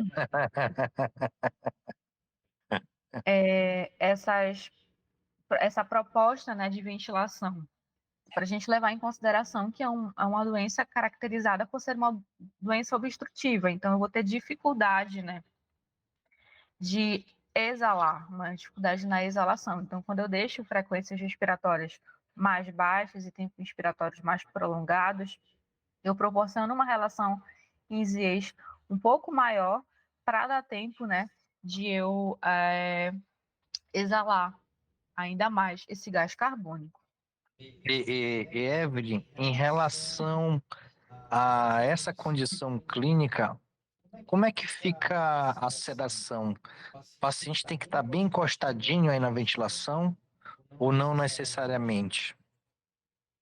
Olha, não necessariamente. Na verdade, assim, uma das coisas que, quando eu comecei a trabalhar com pediatria, que eu comecei primeiro com paciente adulto, em termos de terapia intensiva, era de ver a diferença nesse nível de sedação dos pacientes, né? A gente sabe das repercussões da sedação, da exposição, né, a essas drogas, né, no sistema do paciente de forma geral. Então, se no paciente adulto a gente consegue ver delírio, abstinência, na criança a gente também tem. Então, a ideia mesmo é de que eles não sejam totalmente sedados, né? Entendo. A gente utiliza ali um nível de... A gente não, né? Equipe médica, né? A ideia é utilizar ali o nível de sedação para que a gente consiga acoplar o paciente, não deixar ele totalmente chumbado, digamos assim, né? Então, eu não vejo muito isso, não. A gente utiliza lá mais doses mais elevadas ou bloqueador neuromuscular em casos de neuroproteção, algum paciente que seja Entendi. indicação de neuroproteção. Entendi. Muito obrigado. Nada. E é isso, gente. essas aqui são as minhas referências, né, que eu utilizei para a construção dessa aula. E é isso, muito obrigada. Não. A voz já tá falhando.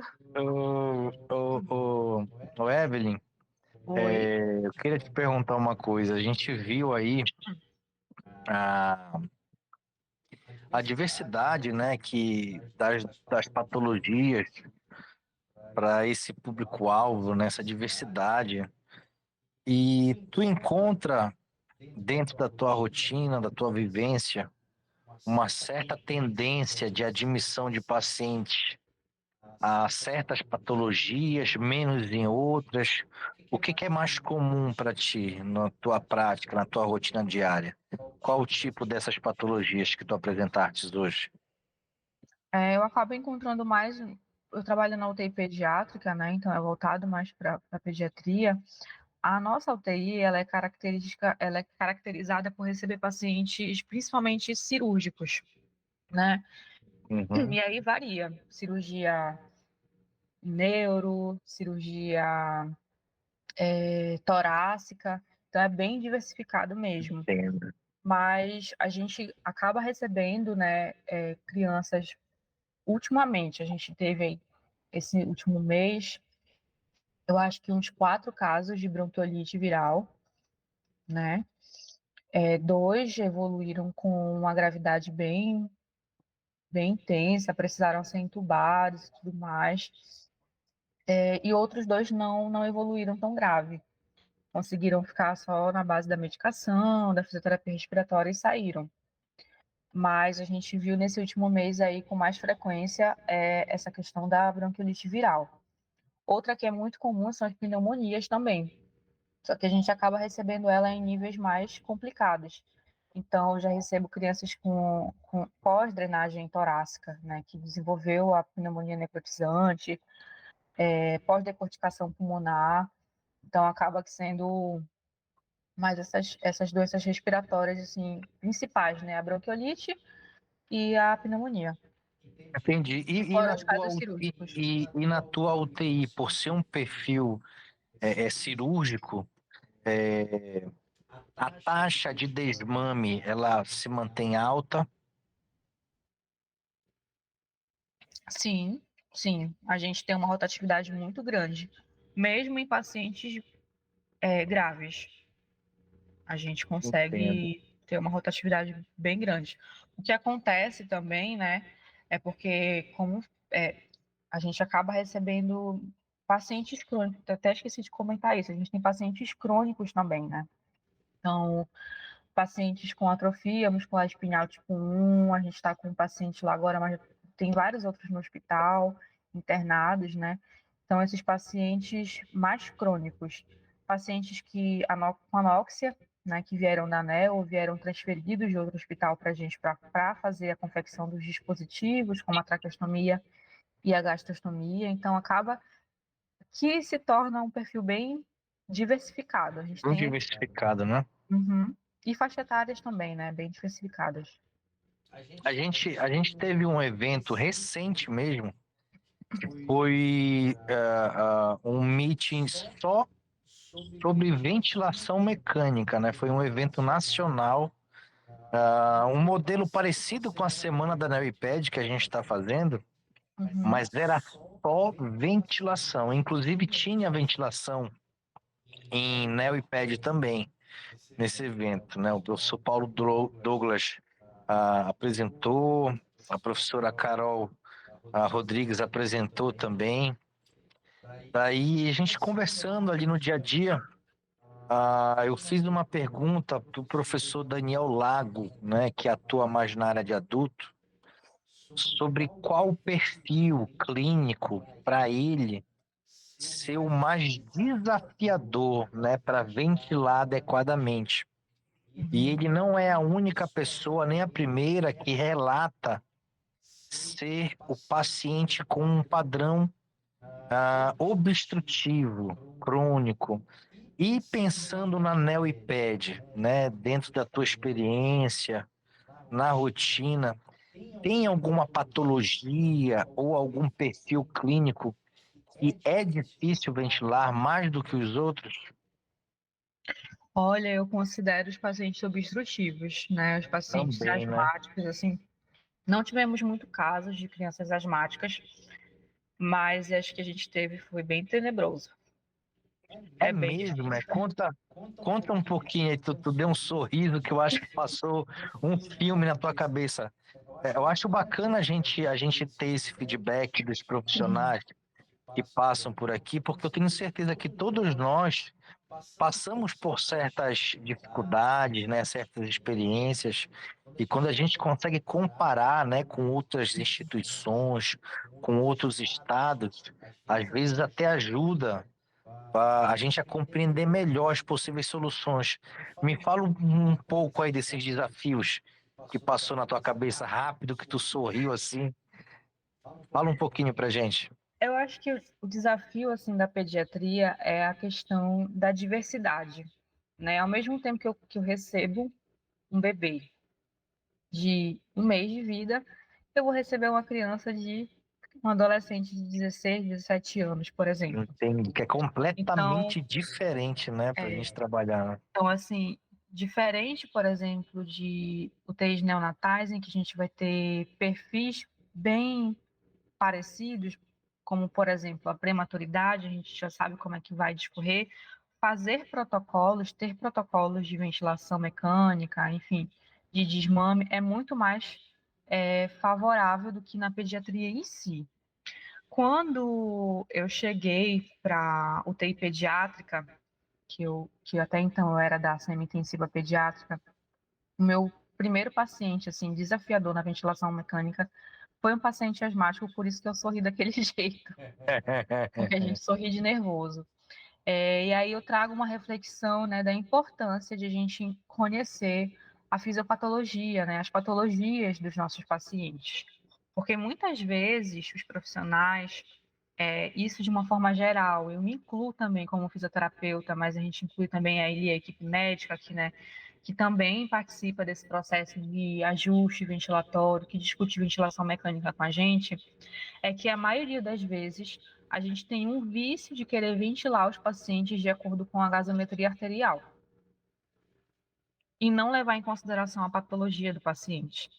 Então, para a gente, quando eu cheguei, por isso que eu digo que a asma foi muito desafiadora para mim, porque o meu primeiro paciente, assim, gravíssimo que eu tive era um paciente asmático, e ele, quando eu cheguei, né, na UTI, ele já estava mais ou menos, acho que uns 2 dias, e ele estava sendo manejado, né, pela equipe de uma forma geral, e esse paciente não melhorava de jeito nenhum.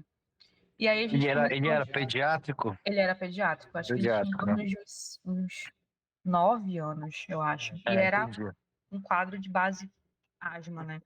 Entendi. Então, conhecer a fisiopatologia é importante por conta disso, porque você vai individualizar, né? A ventilação mecânica, ela não é uma receita de bolo, ela não é aquilo, pode ser que não dê certo para todo mundo, né? Então, entender, por isso que eu achei interessante vocês trazerem essa temática das patologias para a gente refletir um pouco mais, né? Eu preciso entender o que acontece a nível fisiológico, a nível anatômico dos meus pacientes, para que eu consiga ofertar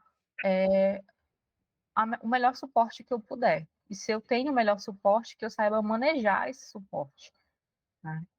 Entendo. A Sheila, ela até compartilhou aqui no chat da nossa apresentação, falando sobre a asma, né? Que realmente é uma doença crônica e que algumas pessoas não levam a sério, né? Que ela é difícil desde a infância, tão quanto até a fase adulta. E realmente eu vendo essa experiência de vocês que atuam na NeoIPED, esse padrão em si, em geral, né, obstrutivo, realmente ele parece ser muito desafiador. Aí tu pegastes um pediátrico de 9 anos, mas eu fiquei imaginando um quadro de asma grave, asma aguda, numa faixa etária ainda menor, onde esse volume é menor e ainda com padrão obstrutivo, eu acho que eu ia ficar branco na frente do ventilador. Se tu que já tem uma certa experiência, sorriu, ficou nervosa, se fosse eu ia ficar branco. Não fica, não. Fico, que até hoje eu fico. Por isso que o pessoal fica brincando comigo que eu sou medroso, eu sou morro de medo. Por isso que eu vou para os adultos, mas estou aprendendo, né? E pede devagarzinho. Né? Estou aprendendo com vocês, ouvindo, lendo, vendo essa experiência de vocês, eu acho muito bacana. Ah, Evelyn, agora em relação a projetos, né? Saindo um pouquinho do tema da apresentação, tu tens algum projeto futuro, tem algum curso que está te programando a ministrar, queira divulgar, queira dividir aqui com a gente, algum tipo de material? Tem algum planejamento assim? Olha, projeto pessoal não, mas eu vou aproveitar, né, para quem é aqui de Belém, do Pará. A gente está aí com o nosso programa de mestrado com o edital aberto, saiu recentemente, acho que anteontem o edital, então vai abrir aí inscrições. É um mestrado voltado para a área da reabilitação, então a gente tem aí fisioterapeutas e educadores físicos e terapeutas ocupacionais. Então é um mestrado novo, mas que já está se consolidando, então eu convido, né, quem tem interesse em fazer, seguir nessa área da pesquisa, ou mesmo na área Uhum. da docência, está aberto o edital, quem quiser dar uma olhada, existem diversas áreas, tá, de atuação. A minha, por exemplo, é de fisioterapia, avaliação e reabilitação respiratória e cardiovascular, mas existem outras temáticas também, traumatortopedia, neuro. Então, assim, só para Esse mestrado que tu está informá-los. falando é vinculado à Santa Casa, Não, ele é vinculado ao UFPA, é à o UFPA? Ciências do Movimento Humano, da UFPA. Entendi. Poxa, obrigado por compartilhar. Eu sou um que vou te perturbar em relação a esse mestrado, tá? Pode ter certeza disso. Ah, Pode falar, pode entrar eu em já contato. vou, com certeza, é uma promessa. Evelyn, eu queria me despedir, tá bom? Eu queria também agradecer a você por ter aceito, tá, participar do evento, um evento online, né, um formato que ele é diferente do presencial, do que a gente está habituado. Eu, particularmente, eu gosto muito dos eventos online, principalmente os que permitem a gente manter esse material arquivado, mesmo que por um tempo, porque a gente consegue ver, rever várias vezes aquela palestra, aquela apresentação, fazer as anotações, estudar com mais calma. E eu tenho certeza que todo mundo que se inscreveu aqui na Semana da NeoIPED conseguiu um material incrível, né? E você finalizou aí com chave de ouro a nossa programação. Eu fico muito feliz de você ter aceito, ter participado. Espero contar com você, né, em próximos projetos da NeoImpede aqui na nossa região. Também eventos nacionais como esse que nós organizamos, com grandes nomes. Então, esse evento que foi organizado pela GW Saúde, empresa que eu represento, que tenho a professora Carol Rodrigues e a professora Ana Laura como organizadoras desse evento junto conosco. Então, eu fico extremamente feliz e eu queria mais uma vez te parabenizar, tá, pela excelente palestra, mesmo com esses probleminhas que a gente teve de oscilação de internet, de rede, né, que tá difícil hoje aqui. Eu passei o dia sem energia também pela manhã toda. Ela voltou só no meio da tarde, então a gente está tendo esse problema de oscilação de rede, energia, mas mesmo com todas essas dificuldades, a professora Evelyn conseguiu driblar esses probleminhas, a gente conseguiu discorrer muito bem durante a apresentação. Agora, professor, eu passo para ti as palavras finais, nesses últimos segundos de apresentação, para você se despedir dos nossos inscritos. E mais uma vez, eu agradecendo a presença de todos. Professora, por favor, dê sua mensagem final de agradecimento. Muito obrigado. Gente, muito obrigada pela oportunidade, né, pelo convite de poder estar compartilhando com vocês um pouco do conhecimento que eu tenho. Eu sou uma fisioterapeuta em construção e eu sou muito grata, né, de poder estar participando com vocês, porque esse evento ele foi realizado, né, por pessoas que eu tenho como referências para mim. Então, eu tenho aqui ex-preceptores, como a Carol, ex-colegas de trabalho não, né? Colegas de trabalho, como a Carolina. Eu tenho ex-professores da graduação, da pós-graduação. Eu tenho aqui profissionais que eu sigo nas redes sociais, que eu estou acompanhando por meio do YouTube, como a Alessa, a Letícia. Então, assim, eu me sinto muito feliz de poder ter feito parte, né, desse evento e ter aprendido. Eu não consegui assistir todas as aulas, mas as aulas que eu consegui assistir foram maravilhosas, eu aprendi muito. E se você, né, eu acredito que as pessoas que participam desse evento voltado para pediatria e para neonatologia é porque tem alguma afinidade com essa área. Como a Carol falou, desde a minha graduação eu buscava por trabalhar nessa área, eu sempre quis trabalhar na PED, na ANEL, desde que eu entrei no curso de fisioterapia. E durante a minha caminhada eu vi de muitas pessoas o quão era difícil, o quão às vezes era impossível, mas durante essa caminhada também eu encontrei pessoas que me incentivaram muito. E grande parte dessas pessoas que me incentivaram estavam aqui, né, dando as aulas para vocês durante essa semana. Então eu me sinto muito honrada. Espero ter contribuído com o conhecimento, espero que tenha despertado, plantado uma semente de a gente ter um olhar diferenciado, né, para as nossas crianças, para a gente ter um olhar individualizado, para a gente olhar o nosso paciente como um todo. Eu me atentei muito a falar sobre as patologias, mas que a gente não perca a nossa essência como fisioterapeuta, né? Depois que a gente conseguir tirar esse paciente de um estado grave, por exemplo, eu preciso pensar no que eu vou proporcionar para ele, e é função, né? Nós somos responsáveis por proporcionar funcionalidade aos nossos pacientes em todos os sistemas. Então, eu espero que eu possa ter deixado essa semente no coração de vocês. E é isso, gente. Muito obrigada. Uma boa noite a todos. Maravilhosa, muito Boa obrigado. noite. Plantou sim, tá?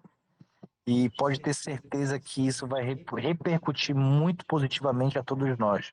Meus amigos inscritos, é isso. Muito obrigado pela presença de todos, a todos os inscritos. Nós vamos finalizando o nosso evento aqui e até breve para as novas datas, para o material de bonificação da professora Carla e da professora Andressa, que ainda vão realizar a sua contribuição no evento.